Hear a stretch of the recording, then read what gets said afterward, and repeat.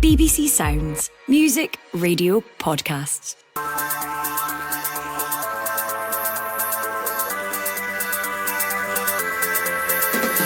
Hello and welcome to the Scottish Football Podcast, your bite-sized daily diet of news, views and analysis from our weird and wonderful game. It's Tuesday the 10th of September. I'm Phil Goodlad and here's what's on the menu today. Leao throws it back to the edge of the area. Bruno Fernandes shoots and scores! That's been coming since the break. Always plenty to get your teeth into with the Scotland side. We'll mop up any leftovers from the Nations League. Also, Murray's in! Murray scored! Horrendous defending! Honestly, wait till you see the Hibs centre half. Great finish from Simon Murray, but again, the Hibs defending is shocking. Hibs squad may be bloated, but they're still hungry for success as their chief executive speaks out about relationships within the ownership structure. Are they in the right shape to achieve it? And Duncan, he's crossed it in towards Duke, who takes a toss on the swivel and buries it! Aberdeen have scored! Duke with virtually his first touch! could Duke's return to first-team training leave a bad taste at Aberdeen? The Scottish Football Podcast from BBC Sports Scotland. I'm delighted to say that we have two big beasts of the Scottish footballing world. Scott McDermott, chief football writer for the Sunday Mail, and Steve McGinn, former St Mirren captain, now academy coach at the club. Gentlemen, morning to you. Morning, Phil. I always like the term big beast. That just sort of sets you up to fail over the next 20 minutes or so, but I'm sure you won't. Stephen, be honest, after an international break, when the focus switches back on domestic affairs, is there a sense that reality has come home? In terms of the national just in terms of the international side, I think we can all just sort of sit back and forget our troubles and our strives and just watch the national team, whatever we get. Whereas when we're domestically, it seems just that bit closer and it's more at the sharp end. Yeah, there's a really strange build-up, especially this one. Felt like you were coming off the back of European draws, a Celtic Rangers game, a transfer window shutting. Obviously, the summer disappointment of the Euros. It felt like everyone was like, oh no, it's Scotland again. And we got the two defeats that everyone feared. But I'm probably sitting here off the back, I don't know Scott's opinion, I'm probably sitting off the back of two defeats thinking, no, that was good. I'm okay with that. That wasn't World Cup qualifiers. That was a proper reaction from the players to the summer. A lot of the guys that have been there over the campaigns with Steve Clarke, I think they had a bite. I think they had a bit to prove, and I think they showed a big reaction. Very unlucky. It's the way it's going at the minute. In terms of the last minute penalty, you almost wanted to run and give Grant Hanley a cuddle. The way he was when he gave that penalty away at Hampden, and when it looked like we weathered a storm in Portugal, we kind of found a way to lose. But loads of positives, change of formation. I'd like some of the guys to step up now. I think I said the guys that have been with the last couple of campaigns, the guys that are coming in, your Dokes, your Conways, could it be a Luke McCowan? That group of guys need one or two guys to really step up and help them out ahead of the World Cup campaign. I mean, Scott, fair play to you. You're bright-faced and bushy-tailed for us today for the Daily Football Podcast, having just got back from Lisbon. Your initial reaction to what you saw out there with Scotland? Positive, Phil. I have to say, I agree with Stephen. I mean, these two games, there had to be some kind of restoring of faith in the national team and in the manager, I think, after what happened in the summer. And it's always difficult to take defeats, obviously, but I think there was enough in these two games to at least get the fans and the media excited again. And trying to look forward. Listen, we know the run that we're on isn't good enough. I think it's 1-1 in 14 now. And there are obviously mitigating factors within that. But especially in Lisbon, it's difficult when you're at the game really to kind of know what everyone else is kind of feeling. Though you know yourself, you're in the kind of the midst of it at the stadium. But it certainly felt that there were a lot of positives there. I mean, there's one or two issues I think still to be kind of ironed out. I don't know if we'll talk about it, but I think the goalkeeping situation for one, I think is a bit of an issue for us at the minute. I think at a key moment the other night, the Scotland players, fans would have been looking for the goalkeeper to make a big save from Fernandez's shot, and it didn't happen. I think that's happened 1 or 2 times now with Angus Gunn. I think he's a really good keeper, but is he an exceptional keeper? No, the kind of which we've been used to in the past. Maybe we've been spoiled with the likes of Alan McGregor, Craig Gordon, David Marshall. So I think that's one issue. But listen, overall, I think there were real positives there, and it's no that kind of gloom that's been kind of engulfing the national team since the Euros. I think a wee bit of that has been lifted. Listen, I'm going to rattle through the headlines, but I want to come back to this because I wonder if there is a situation brewing with 1 or 2 players in the team because we're maybe viewing them through the prism of their past performances and what they're up against. But we'll get to that in just a moment. Firstly, the latest Scottish football headlines for you. The Liverpool keeper Caoimhin Kelleher has announced his intention to leave the club, with Celtic named as the favourites for the Irishman's signature. The Scotland midfielder Ryan Jack, released by Rangers, of course, at the end of last season, well, he could be on his way to Turkey to sign for Erikspor. Arsenal and Nottingham Forest are among the clubs scouting 17-year-old Ayr United starlet Dylan Watrat. And WSPL holder Celtic have been drawn against the Ukrainian side Vorskla Poltava for a place in the Women's Champions League. Let's then start with Scotland. There's a couple of things I want to pick up on. And Scott, I'm going to start with you because the papers this morning, which I've just reviewed for Good Morning Scotland, the papers I find very interesting because for the first time we are getting, next to Steve Clarke's name, the term under pressure, the description of Steve Clarke, the manager. Now, coupled with his captain, who must have given an interview to the Huddle, to the press pack who were out there, and it's being written up this morning. Andy Robertson saying, no, Steve Clarke is still the man to lead us. He's still the man in charge. It's the first time that I've seen a player come out and really strongly defined Steve Clarke, but one paper especially fixing this term, the under pressure manager, Steve Clarke. Am I reading too much into this, or is this a slight shift by the papers towards focusing on Clarke and his future? I don't know if there's been a shift, Phil. I think coming out of the Euros and given the kind of run into the Euros, just with the kind of high-profile friendlies that we had, and even the not-so-high-profile, like losing to Northern Ireland at home, I think coming out of the Euros, the manager was under pressure. And I know that might sound harsh, given that this guy's got us to two straight Euros, 2 tournaments when we hadn't been to one in over 20 years. I just think it was the manner of the performances in Germany. There was just I've said this before, there was just a nothingness about the performances. And as much as the Tartan Army had a brilliant time over there, I know Stephen was there as well, the performances were so disappointing. The lack of attacking intent.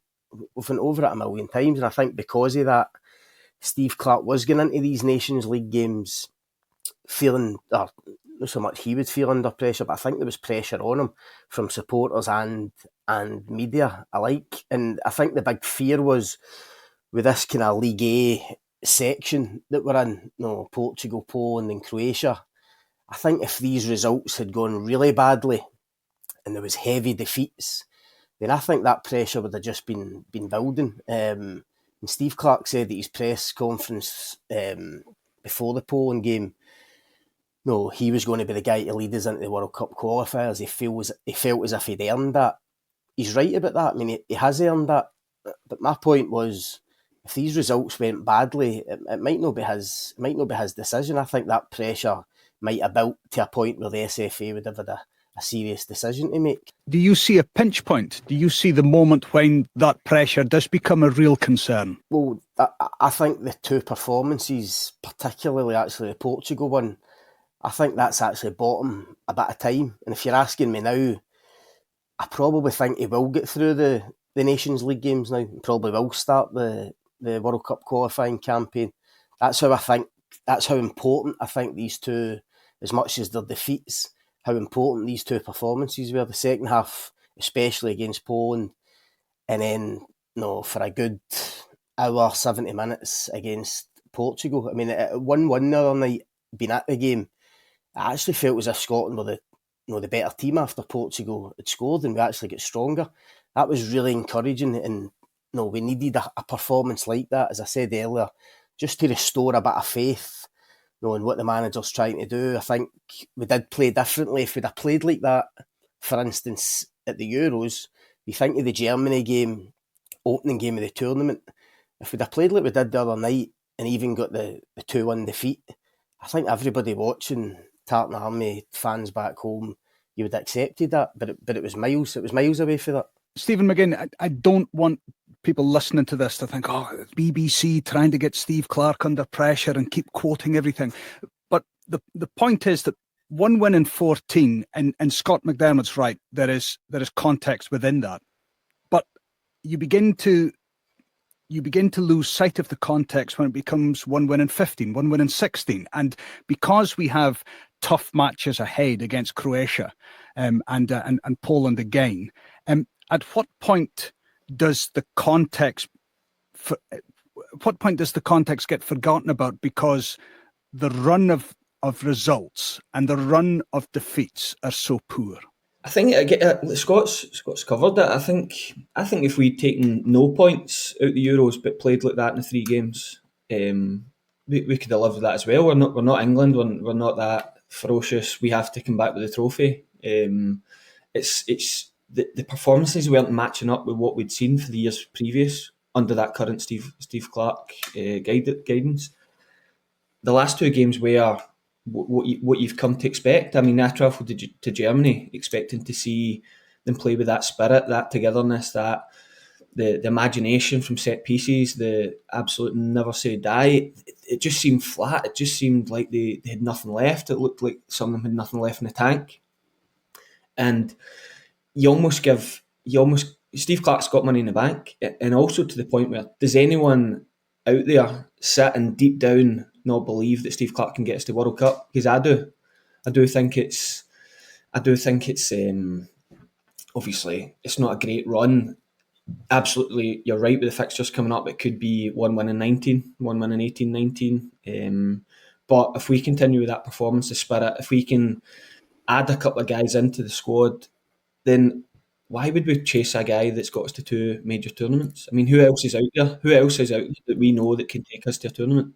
Would the answer, though, to that not be, well, we don't know who might be out there, but if it becomes 1 defeat in 19, we can't continue going on the way that we're doing. And I'm almost apologising at speaking about what we might be in a year's time with 1 win in 19 and 1 win in 18, because, it's a nonsense to look through the window that far ahead.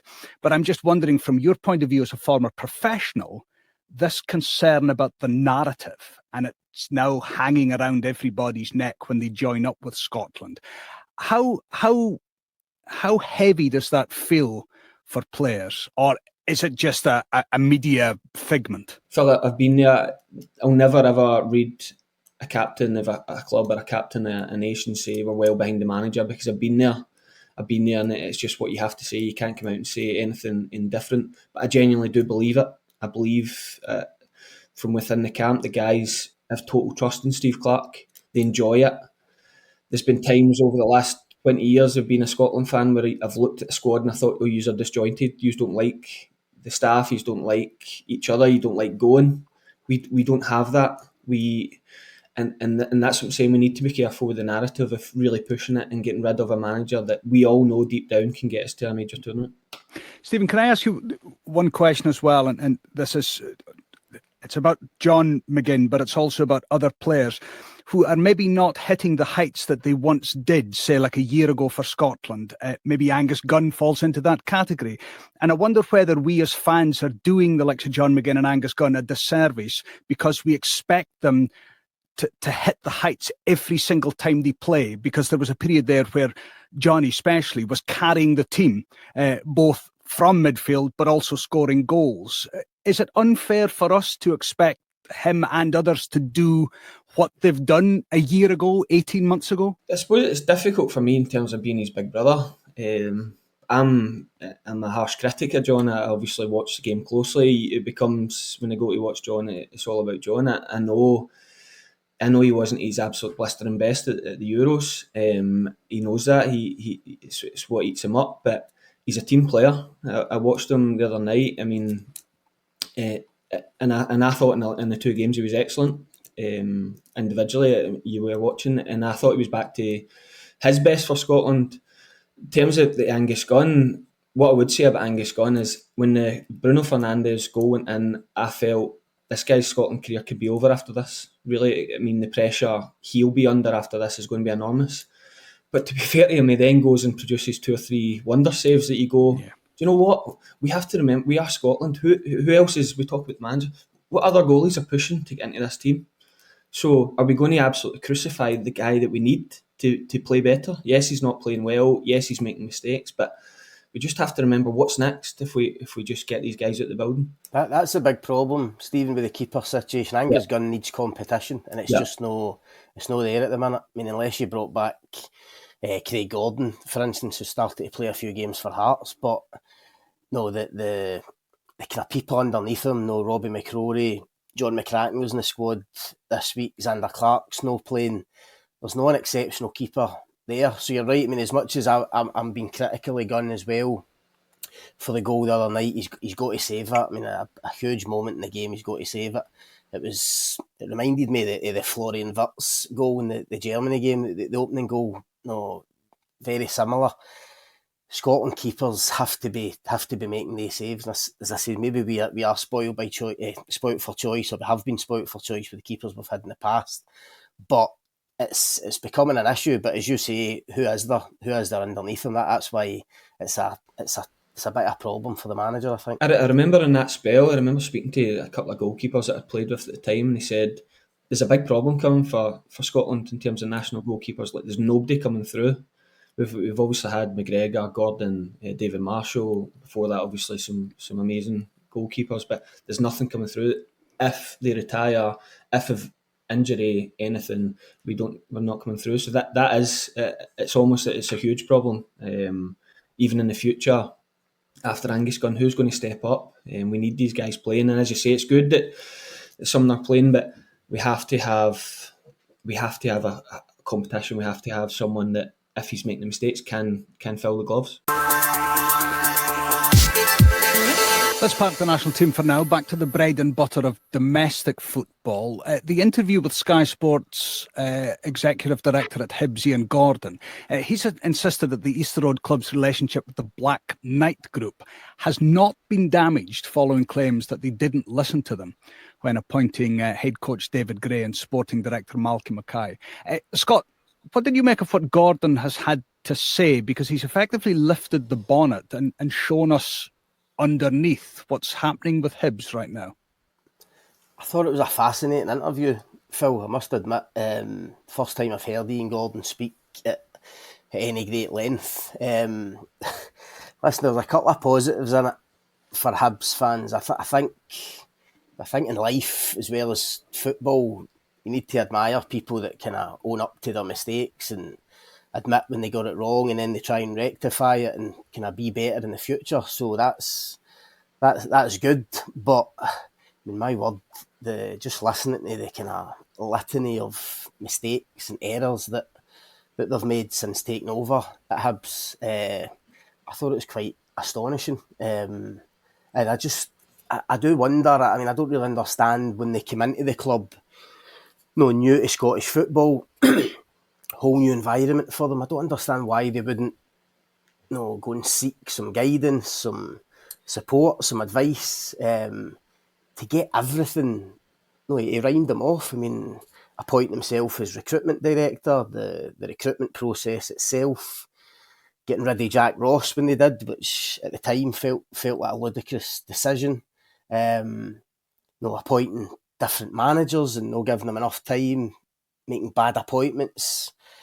In hindsight, Sean Maloney, Lee Johnson, Nick Montgomery, just incredible, I think, for, I know they weren't a kind of football family, if you like, but for experienced people, for business people going into the club to get it so wrong. And I think, no, if you're going to be really brutal about it on the face of it, if you're a Hibs fan, no, I think you'd be within your rights to kind of question, because of all these mistakes that he's owned up to, I think you'd be within your rights to question, are these the right people to lead the club? What if they make these mistakes again? What if they continue with that? However, I do think that Malky Mackay coming in, David Gray's appointment as manager, I do think that can get them back on track. I genuinely think Malky will be a really good appointment for them. I'll tell you what I thought about the interview, Stephen McGinn, was it was very brave, because some of the mistakes that was reamed off, I'd forgotten them, and I'd reported on some of them, and it was almost like let's draw a line here, and whatever is done, we apologise and we move on. But then when you remind yourself, God blimey, that happened. Yeah, fair play. I thought, I mean, it's a type of, as a viewer, you enjoy the honesty, and it's probably, I mean, I was obviously had an association with Hibs in terms of John was part of the team coming up from the Championship, and as the club are moving forward and move towards finishing third in the league, it was fluid in the background. I mean, it was George Craig and Leanne Dempster, and when George Craig retired, it was Graham Maffey stepped up, and the manager of the football club, whether it be Alan Stubbs, Neil Lennon, and then Jack Ross. I was in with Jack Ross at the time when you were working with Graham and Leanne, and they were the bosses, but the manager ran the football club.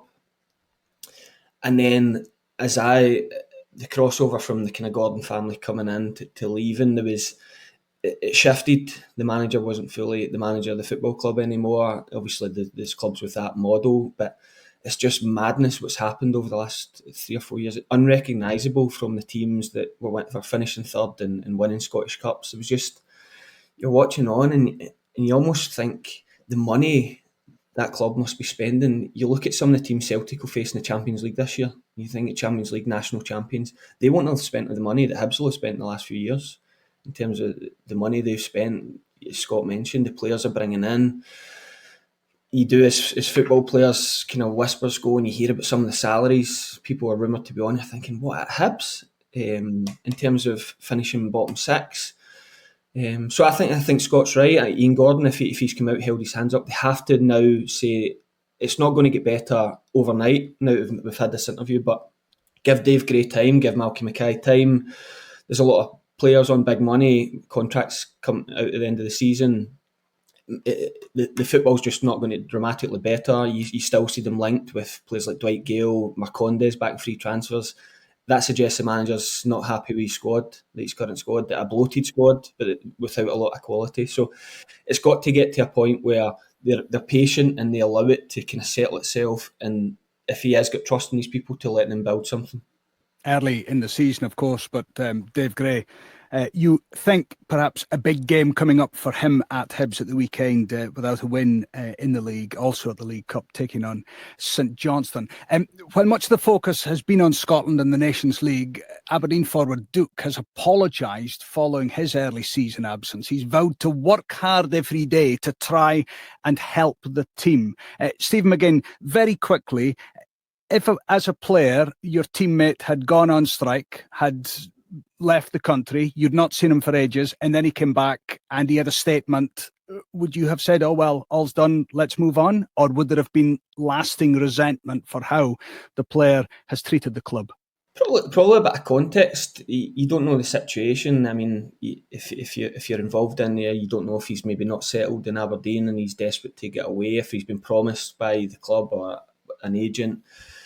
You can be forgiven if he comes back now, knuckles down, puts his head down. You probably judge the manager and how he deals with it moving forward. And part of that might be giving him a second chance if Duke's prepared to work really hard, because all of a sudden he's coming back to Miofsky's gone, but Kevin Nisbet slotted in, scored the goal, so it's not as if he's going to walk back into the team. So what I'd be doing if I'm a Graham Shinney or whatever, can this guy contribute? Can he, even if it's just from now to January, can he get his head down, get himself really fit, come off the bench and win me a few points, a few win bonuses and help get this club back to third in the league. I mean, Scott McDermott, if it's the Duke that was banging in goals alongside Majowski when he first joined Aberdeen, he'd be welcome back and potentially fighting for a starting place. The fact is, we just don't know because it's been so long since we've seen him out on the park. Oh, 100%. But what I would say is, I think because of the circumstances, I think you'll see a Duke who's even hungrier now, knowing a guy really eager, I would like to think anyway, really eager to make up for his misgivings and his behaviour and what's happened. I mean, I quite like the way Jimmy Tillene has handled this situation. You know, he's dealt with it, he's dished out the punishment right away, showing real kind of leadership and authority, but he's also shown that kind of willingness to forgive if Duke can come back into the squad and contribute. And as I say, I think if that happens, I think he'll be really hungry. I mean, he's got players ahead of him now. Mentioned Kevin Nisbet, the young Finnish wingers came in as well, probably took Duke's place. He's got a battle in his hands to get back in, but the fact that the manager is willing to let him do that suggests to me that Duke is going to come back and be really hungry to get back in that team and contribute. And as you say, if that happens, then it could be a real asset for Aberdeen again. That's all we've got time for. Many thanks to Scott McDermott and Steve McGinn, and thank you for listening. Remember, we're here with the Scottish Football Podcast bright and early every day, so to keep up the speed, just follow or subscribe wherever you get your podcasts. For now, though, I'm Phil Goodlad. Enjoy our beautiful game, and we'll speak again soon. This is the shocking moment English football has been dreading. My name is Moses Swabu, and I used to be a professional footballer. But then I got in deep with organised crime and became a match fixer operating in the English League. A match-fixing investigator has highlighted 2 matches he says appear to have suspicious betting patterns. How honest are you going to be with me? This is 100%. Join me for Sports Strangest Crimes presents Confessions of a Match Fixer. Listen on BBC Sounds.